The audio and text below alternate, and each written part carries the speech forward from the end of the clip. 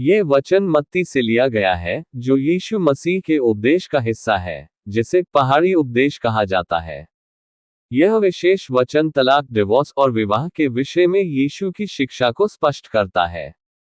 अब हम इसे सरल भाषा में समझते हैं। ये भी कहा गया था, जो कोई अपनी पत्नी को त्याग दे तो उसे त्यागपत्र दे। अर्थ, ये पुराने नियम व्यवस्था विवरण 24:1 की ओर संकेत करता है, जहां मूसा ने यह अनुमति दी थी कि पुरुष अगर अपनी पत्नी को किसी कारण से छोड़ना चाहे, तो वह उसे त्यागपत्र, डिवोर्स सर्टिफिकेट देकर तलाक दे सकता है। उस समय यह एक सामान्य प्रथा थी, और पुरुष अक्सर छोटे छोटे कारणों से भी अपनी पत्नी को तलाक दे देते थे।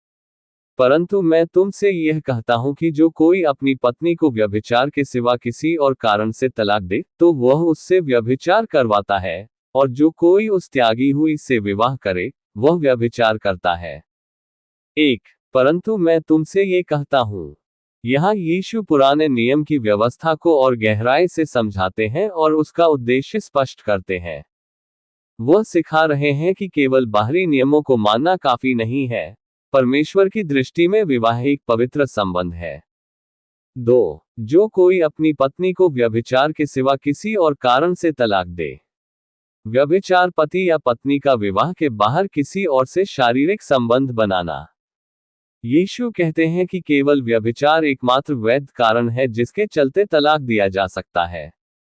3. तो वह उससे व्यभिचार करवाता है। इसका मतलब है, अगर कोई पुरुष अपनी पत्नी को बिना किसी उचित कारण जैसे व्यभिचार के छोड़ देता है, तो वह उसे ऐसी स्थिति में डालता है जहां वह दूसरी शादी कर सकती है, जिससे उसे व्यभिचारिणी माना जाएगा, इसलिए पुरुष स्वयं भी उस पाप का कारण बनता है। 4. और जो कोई उस त्यागी हुई से विवाह करे, वह व्यभिचार करता है।